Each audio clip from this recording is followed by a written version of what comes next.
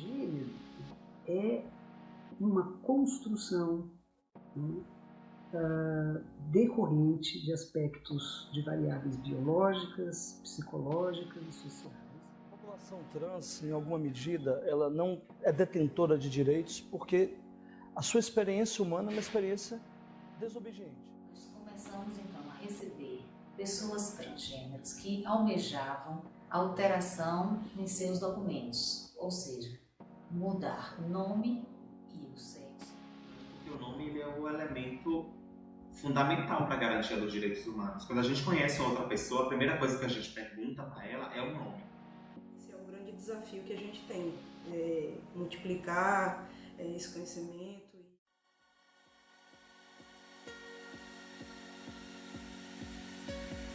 Em novembro de 2017, a 2ª Regional da Defensoria Pública do Estado da Bahia, em Vitória da Conquista, realizou a 3ª etapa do projeto Cesta Jurídica, com o tema O Desafio de Ser Trans no Brasil, a Omissão Legislativa, Riscos e Consequências.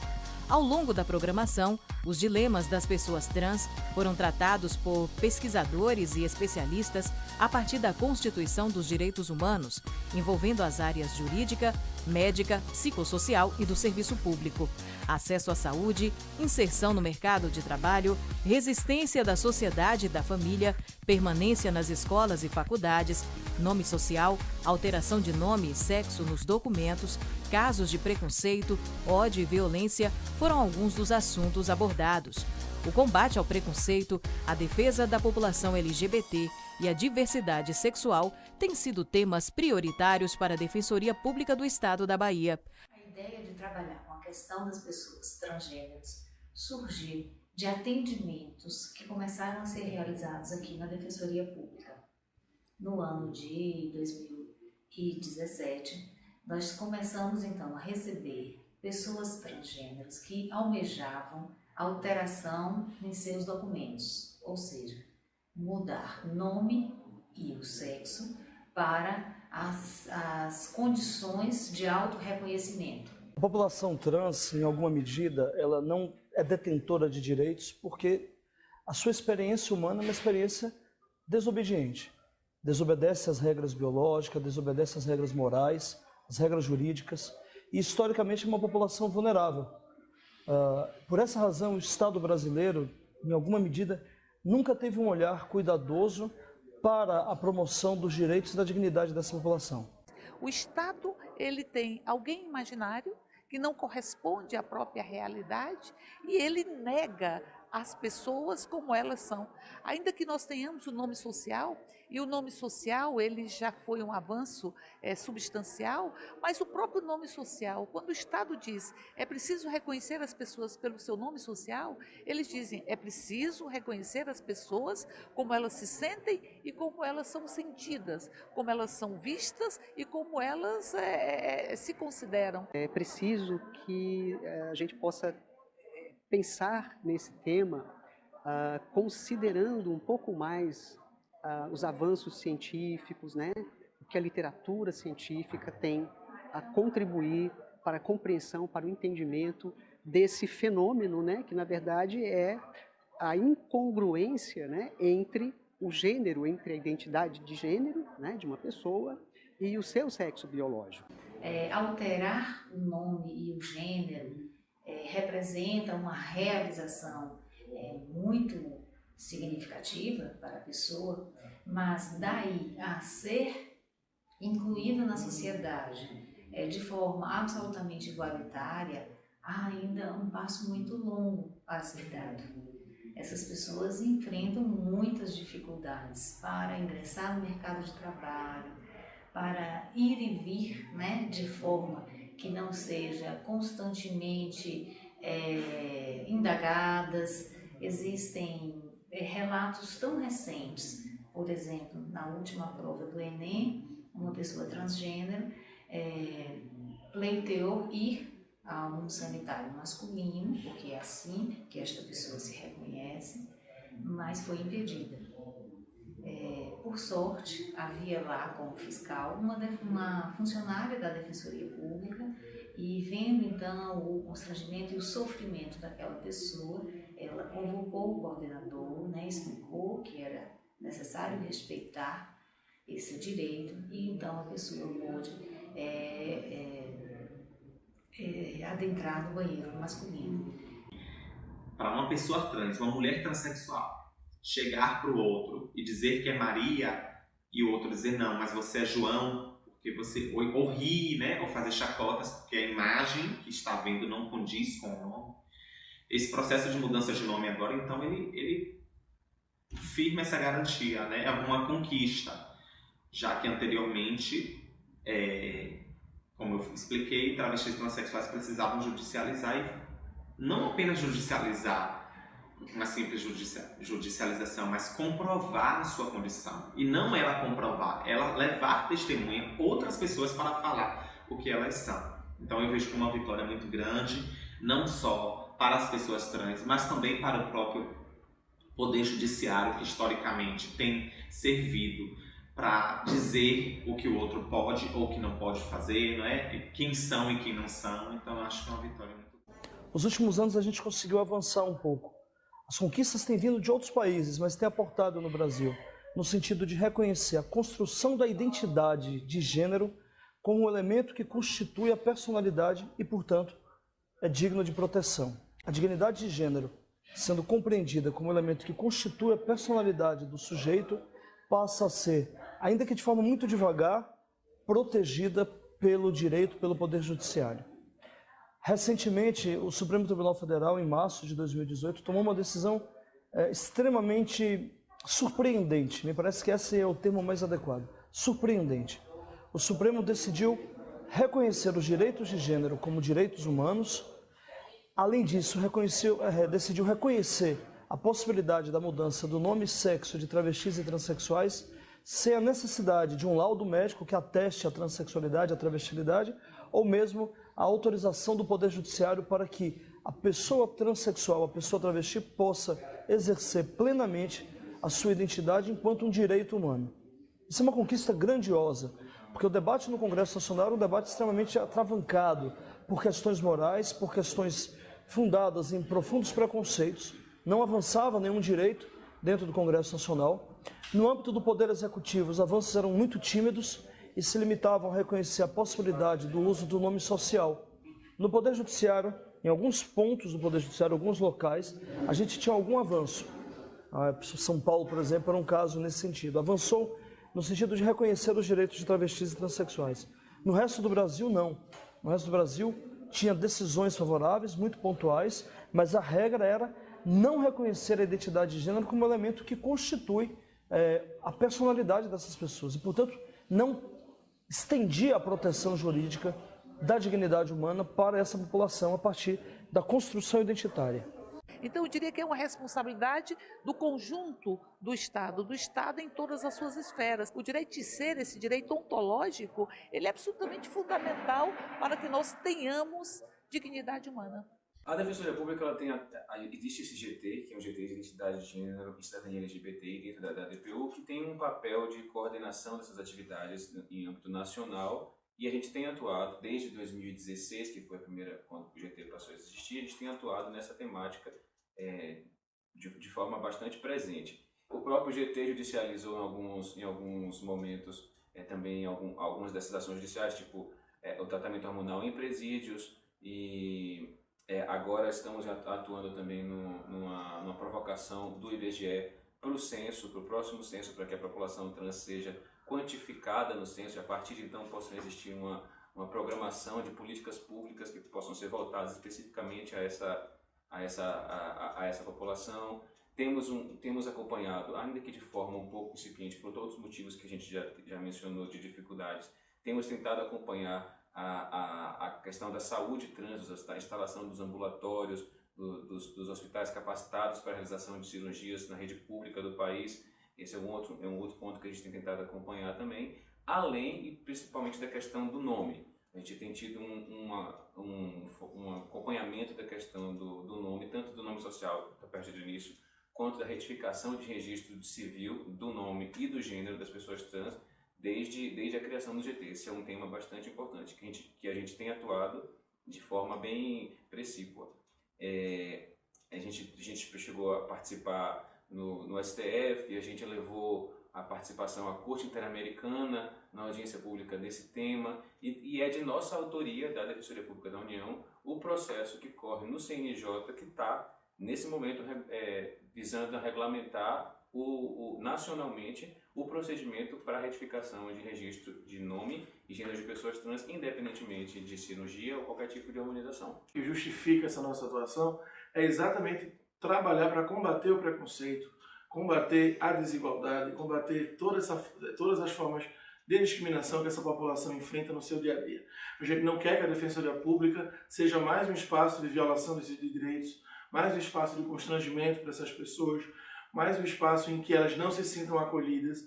Pelo contrário, a gente quer que a nossa instituição, que a Defensoria Pública possa acolher, possa garantir que essas pessoas terão os seus direitos efetivados a partir, desde o início, como colocou o Dr. Eric, de uma acolhida dentro da instituição com essa prioridade de atendimento, com esse respeito ao nome trans e ao registro civil que está sendo garantido também por meio dessas articulações e por meio dessas atuações. Como a Defensoria Pública é uma instituição que integra o sistema de república brasileira e que tem como premissa fundamental valorizar os direitos humanos, protegendo-os, então, obviamente, que a Defensoria Pública tem que ser incansável nessa busca de trazer igualdade a essas pessoas que estão ainda como integrantes do grupo de vulneráveis brasileiros e brasileiras, extremamente vulnerabilizados por todas essas questões. A partir da minha presença aqui, eu percebi que, até com os projetos desenvolvidos, que eu tenho desenvolvido nos estágios, tem proporcionado uma aproximação da Defensoria Pública para com a população LGBT, especificamente das travestis e transexuais, eu estou falando, né? Então, os trabalhos que eu tenho desenvolvido, de não apenas eventos, mas itinerâncias, de levar a Defensoria até essa população, de divulgar, de criar materiais que instruam essas pessoas e digam para ela que a Defensoria Pública está aqui de braços abertos para acolher.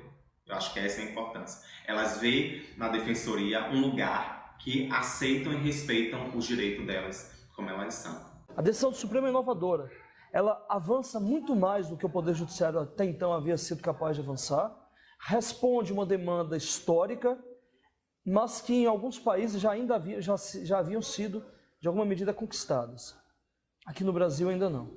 Então essa decisão ela é surpreendente e ela coloca o país, no que tange aos direitos de gênero, numa posição vanguardista.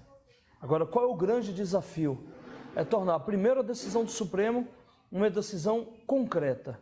A decisão do STF de que travestis e transexuais agora não precisam mais judicializar, né, e mudar o sexo para conseguir essa retificação judicialmente, é uma vitória muito grande, porque o nome ele é o elemento fundamental para a garantia dos direitos humanos. Quando a gente conhece uma outra pessoa, a primeira coisa que a gente pergunta para ela é o nome. Mas a luta não para por aí. Novas lutas e novos desafios surgem. Por exemplo, é preciso criminalizar as práticas violentas de intolerância contra travestis e transexuais. Isso é um desafio urgente. Criminalizar as condutas, elevando a dignidade dessas pessoas à mesma categoria da dignidade de negros, de pessoas portadoras de deficiência, de mulheres, que já possuem do Estado uma proteção específica. O racismo é crime no Brasil. A violência baseada no gênero dirigida contra mulheres é crime no Brasil. A homofobia, e especificamente a transfobia, não é. Ou seja, a vida de negros, a vida de mulheres são bens jurídicos para o Estado. A vida de travestis e transexuais ainda não são consideradas bens jurídicos para o Estado. Uma das experiências mais felizes dos últimos tempos foi exatamente a experiência que a gente teve no interior do Estado, num projeto chamado Cesta Jurídica, realizado na Defensoria Pública em Vitória da Conquista, que levou grandes nomes do país que abordam essa temática, e foram momentos de discussão bastante intensa e que resultaram em muitos frutos, né? Sobretudo em termos de como a Defensoria Pública deve atuar, em como o Judiciário pode se portar. Eu sei que há um longo caminho para ser percorrido em relação a essas questões, principalmente porque a gente trabalha muito em cima de conceitos e preconceitos. Mas o fato de a Defensoria Pública ter iniciado lá em Vitória da Conquista e aqui em Salvador uma discussão sobre a temática e buscando formar as mentes das pessoas acerca do que realmente é gênero e da importância que este conceito, esta categoria analítica tem para assegurar a igualdade entre as pessoas, porque este é o real sentido de se discutir gênero, assegurar que todas as pessoas, independente da sua orientação sexual, independente da sua identidade de gênero, possa viver e possa exercitar seus direitos livremente, com liberdade e viver sem violência. Quando você traz luz ao conhecimento na área, você está convidando as pessoas a fazer uma reflexão despida de preconceitos. A Defensoria Pública da Bahia, através desse projeto Cesta Jurídica, foi premiada pelo Conselho Nacional de Justiça como a instituição que teve a iniciativa de trabalhar com as técnicas de mediação e conciliação para os conflitos familiares, apresentando resultados muito positivos através dessas medidas. E por conta disso, nós todos fomos convocados e recebemos a premiação lá da presidente do Supremo Tribunal Federal, que à época era a ministra Carmen Lúcia, na sede do Conselho Nacional de Justiça. Evidentemente, isso muito nos honrou, nos alegrou e nos motivou a continuar com o projeto Cesta Jurídica, sempre tentando trazer, né, para o palco das discussões, para o palco da circulação das ideias, esses temas que estão presentes nos lares brasileiros, nas escolas, na sociedade brasileira como um todo e que ainda são recebidos com preconceito, com dúvidas e até com falta de esclarecimento.